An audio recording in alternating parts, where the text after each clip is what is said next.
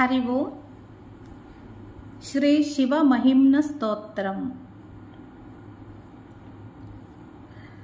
పవిత్రమైన కార్తీక మాసం రాబోతుంది. ఈ కార్తీక మాసం శివునికి ఎంతో ప్రీతికరమైనది. అంతేకాదు దామోదరునికి కూడా ఈ మాసం ప్రీతికరమైనది. అందుకే ఈ మాసాన్ని హరిహర స్వరూపం అని స్కాంద పురాణంలో చెప్పారు.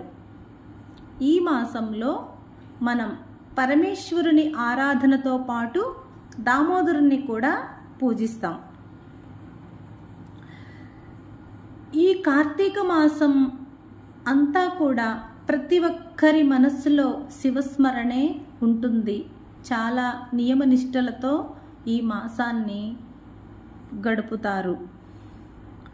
అయితే ఈ నెలంతా కూడా పరమేశ్వరుని యందు మనస్సును లగ్నం చేసుకొని ఆయన స్మరణలో మన జన్మను సార్థకం చేసుకోవడానికి ఈ శివ మహిమ్న స్తోత్రం ఎంతో సహాయపడుతుంది. ఈ స్తోత్రం ద్వారా పరమేశ్వరు యొక్క కళ్యాణ గుణములను, మహిమలను, ఆయన మాహాత్మ్యమును మళ్ళీ మళ్ళీ స్మరించడం వలన చిత్తం పవిత్రమవుతుందండి.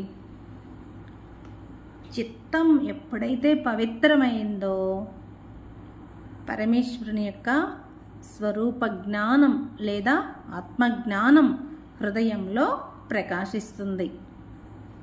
అంటే స్మరించేవాడు, స్మరించడం, స్మరింపబడేవాడు, ఈ మూడు త్రిపుటి అంటారు వీటిని.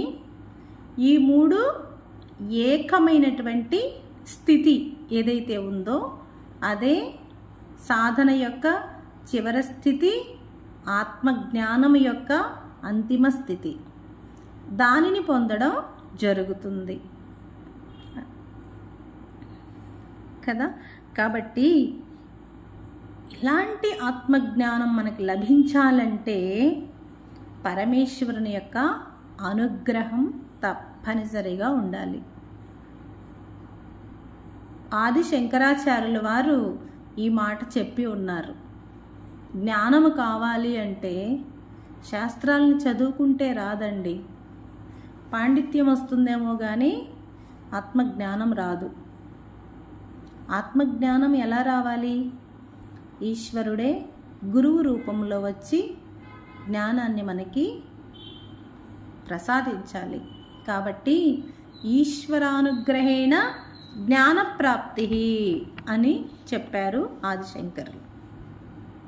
కాబట్టి ఆ ఈశ్వరుని యొక్క అనుగ్రహంతో జ్ఞానం పొందడం కోసం ఈ కార్తీక మాసం అంతా ఈ శివ మహిమ్న స్తోత్రాన్ని అధ్యయనం చేద్దాము.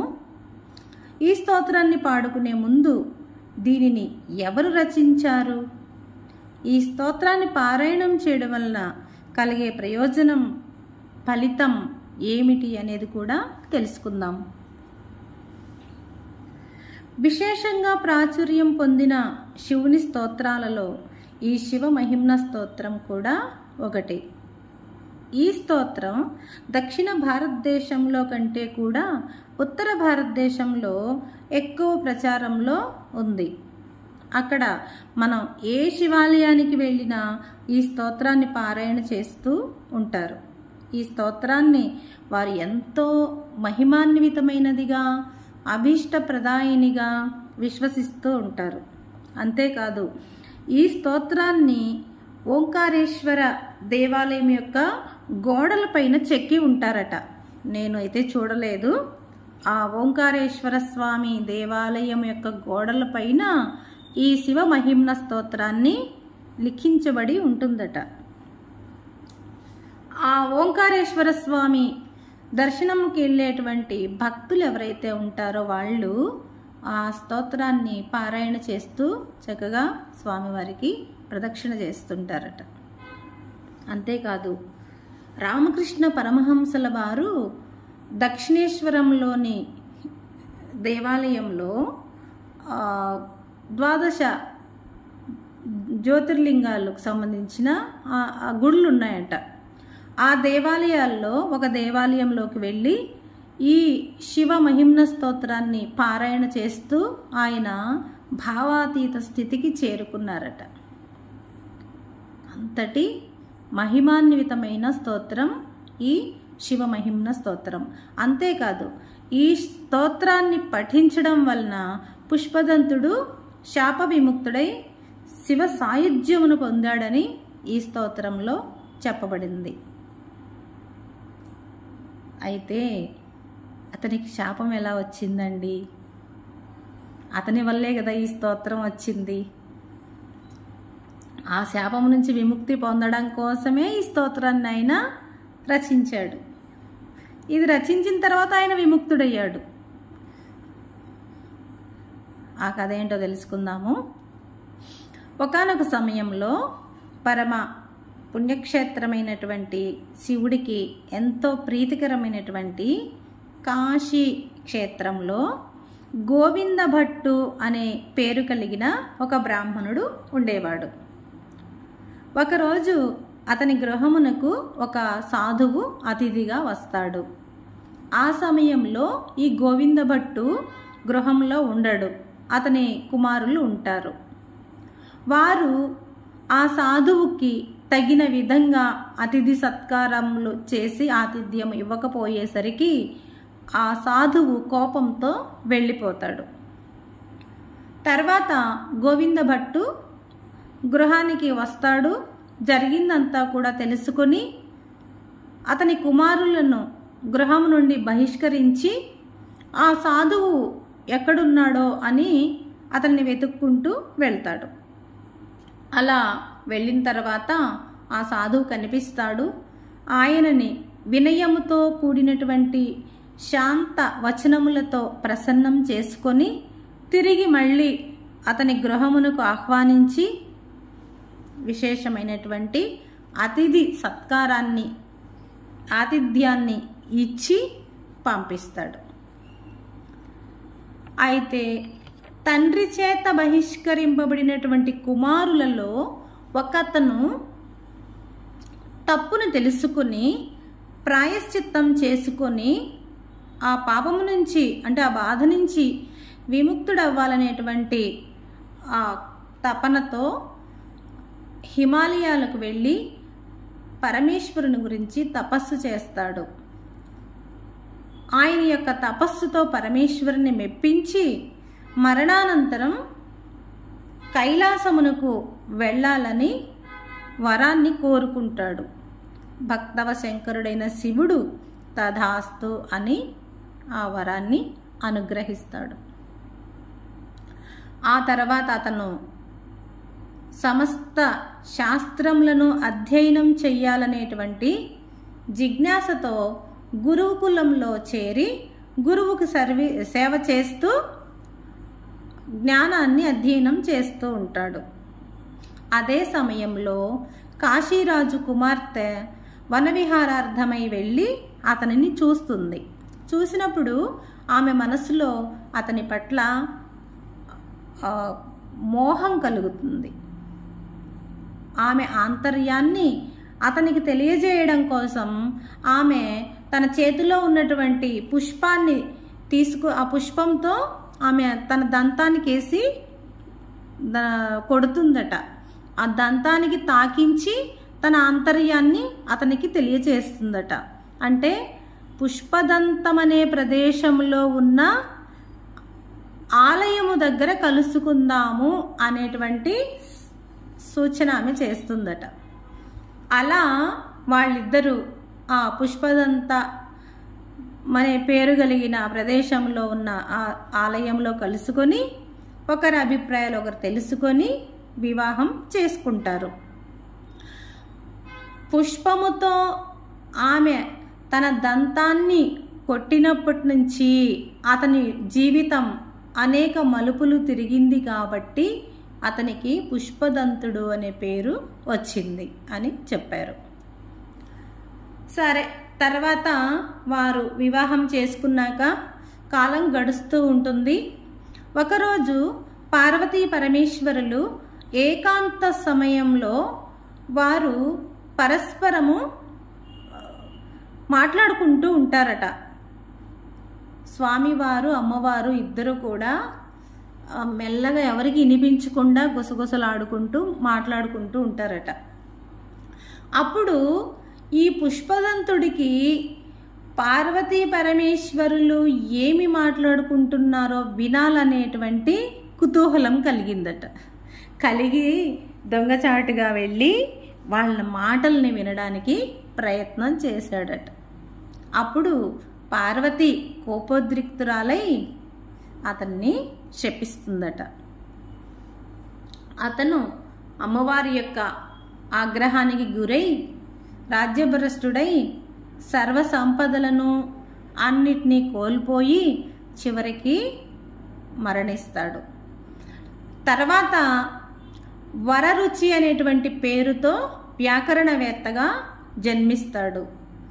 రెండవ జన్మలో కూడా అతను శివ పూజను భక్తి శ్రద్ధలతో ఆచరిస్తూ ఉంటాడు.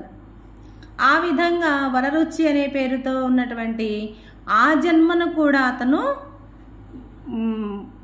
పూర్తిగా జీవించిన తర్వాత ఆ జన్మను కూడా వదిలేసి మళ్ళీ గంధర్వుడిగా జన్మిస్తాడు. ఈ జన్మలో కూడా శివ పూజను అతను భక్తి శ్రద్ధలతో ఆరాధిస్తూ ఉంటాడట. చూడండి, ఏదో ఒక్కదానిని గట్టిగా పట్టుకుంటే అన్నిటి నుంచి అదే మనల్ని రక్షిస్తుంది కదా. ఈ విషయం మనం పుష్పదంతుడి ద్వారా నేర్చుకోవాలి. పుష్పదంతుడు గంధర్వుడిగా జన్మించినప్పటికీ అతని బుద్ధిలో మాత్రం మార్పు రాలేదంట. మనం ఎన్ని పూజలైనా చేయొచ్చు, లేకపోతే ఎన్ని పుణ్యకర్మలైనా చేయొచ్చు, ఎన్ని తీర్థయాత్రలైనా చేయొచ్చు, ఎన్ని చేసినప్పటికీ స్వభావం అంత తొందరగా మారదండి. స్వభావాన్ని మార్చుకోవడం అనేది ఎంతో తీవ్రమైన సాధన, మార్చుకోవాలనేటువంటి తపన ఉంటే తప్ప స్వభావం మారదు. ఇప్పుడు మనం పుష్పదంతుడి విషయంలోనే ఇది తెలుసుకుంటున్నాం కదా. అతను శివుడిని మెప్పించాడు, తర్వాత గంధర్వుడిగా జన్మించాడు, అనేక శక్తుల్ని కలిగి ఉన్నాడు. అయినప్పటికీ బుద్ధి మాత్రం చెడ్డదారుల్లో వెళ్తుంది. దీన్ని భగవంతుడు కూడా మార్చలేడు, మనమే మార్చుకోవాలి. కాబట్టి గంధర్వుడిగా జన్మించినప్పటికీ ఆయన భక్తి శ్రద్ధలతో శివ పూజని ఆచరిస్తూ ఉన్నాడు. అయితే శివ పూజకు కావలసినటువంటి పూలను మాత్రం ఆ కాశీరాజు యొక్క వనము నుంచి, పూల వనము నుంచి అదృశ్య రూపంలో వెళ్ళి ప్రతిరోజు తీసుకెళ్ళిపోతున్నాడట. ఆ రాజుకి సంశయం కలిగిందట. ఏమిటి, సాయంత్రము పువ్వులన్నీ చక్కగా వికసించి ఉంటున్నాయి, తెల్లవారేసరికి పువ్వులన్నీ ఏమైపోతున్నాయి అని చాలా దీర్ఘంగా ఆలోచించారట. అతనికి ఏ విధమైన సమాధానం దొరకలేదు. అప్పుడు ఎలాగైనా ఈ పువ్వులను తస్కరించేటువంటి దొంగ ఎవరో పట్టుకోవాలి అని చెప్పి ఆయన ఏం చేస్తాడట, శివుని యొక్క నిర్మాల్యాన్ని ఆ పువ్వుల మొక్కల యొక్క మొదళ్ళల్లో వేయిస్తాడు. వేయించినప్పుడు ఈ గంధర్వ రూపంలో ఉన్న పుష్పదంతుడు యథాప్రకారం ఆ రోజు కూడా అదృశ్య రూపంలో దొంగతనంగా పువ్వులు కోసుకోవడానికి తోటలోకి ప్రవేశిస్తాడు. అలా తోటలోకి దిగిన తర్వాత ఆ చెట్ల మొదళ్ళల్లో ఉన్నటువంటి శివుని యొక్క నిర్మాల్యాన్ని తొక్కుతాడు. తొక్కడం వల్ల ఆ శివుని నిర్మాల్యాన్ని తొక్కడం వల్ల కలిగిన పాపం ఏదైతే ఉందో దాని వలన అతడు ఆ గంధర్వ రూపాన్ని, అతనికి ఉన్న దివ్య శక్తుల్ని, అన్నిటినీ కోల్పోయి ఒక బలహీనుడిగా, శక్తిహీనుడిగా, సామాన్య మానవుడిగా ఉండిపోతాడు. వెంటనే చాలా భయం కలుగుతుంది. చూడండి, ఎంత పాండిత్యం ఉన్నా, ఎంత తపస్సు చేసినా, ఎన్ని శక్తులు కలిగినా స్వభావంలో గనక దోషం ఉంటే భయం అనేది వస్తుందండి. అంతే కదా? కాబట్టి చాలా భయంతో రాజు వస్తాడేమో, శిక్ష వేస్తాడేమో అనేటువంటి ఆ భయంతో భగవంతుణ్ణి ఆర్తితో ఈ శివ మహిమ్న స్తోత్రంతో స్తుతి చేస్తాడు పుష్పదంతుడు. అలా స్తుతి చేయడం వలన ఆ స్తుతిని విన్న పరమేశ్వరుడు సంతసించి వెంటనే అతనికి దర్శనమిచ్చి ఆ శాపము నుంచి అతన్ని విముక్తుణ్ణి చేసి మళ్ళీ శివ సాయుధ్యమును అనుగ్రహిస్తాడు. కాబట్టి చూడండి, ఈ స్తోత్రం యొక్క మహిమ ఎంత అద్భుతంగా చెప్పారో ఇందులో.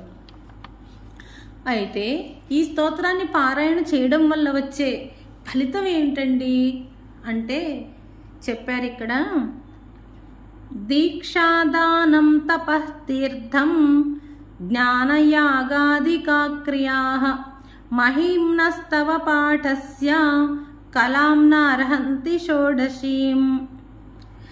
వ్రతాలు, దానాలు, తీర్థయాత్రలు, శాస్త్రాధ్యయనం, యజ్ఞయాగాది మొదలైన పుణ్యకర్మలన్నీ చేయడం వలన వచ్చే ఫలితం ఏదైతే ఉంటుందో అది శివ మహిమ్న స్తోత్రాన్ని పారాయణం చేయడం వలన వచ్చే ఫలితంలో 16వ వంతు కూడా ఉండదు అని చెప్పారు. ఎందుకంటే ఈ స్తోత్రం మహేశ్వరుని యొక్క స్తుతి. మహేశాత్ నాపరో దేవః మహిమ్నా నాపరో స్తుతిః అఘోరాత్ నాపరో మంత్రః నాస్తి తత్వం గురోః పరం. పరమేశ్వరుణ్ణి, మహేశ్వరుణ్ణి మించిన దైవం లేదు, శివ మహిమ్న స్తోత్రాన్ని మించిన స్తోత్రం లేదు, అఘోర మంత్రాన్ని మించిన మంత్రం లేదు, గురువుని మించిన పరతత్వం లేదు అని చెప్పారు. కాబట్టి గురువు ఎవరండి? ఈశ్వరుడే గురువు. అందుకని ఈ శివ మహిమ్న స్తోత్రాన్ని పారాయణ చేయడం వలన సమస్త అభీష్టములతో పాటు సమస్త దోషములు తొలగించుకోవడంతో పాటు శివ సాయుధ్యమును కూడా పొందుతారు అని చెప్పారు.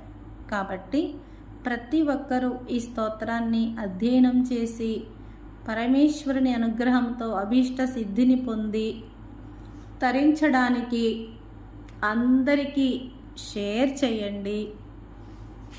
హరి ఓం.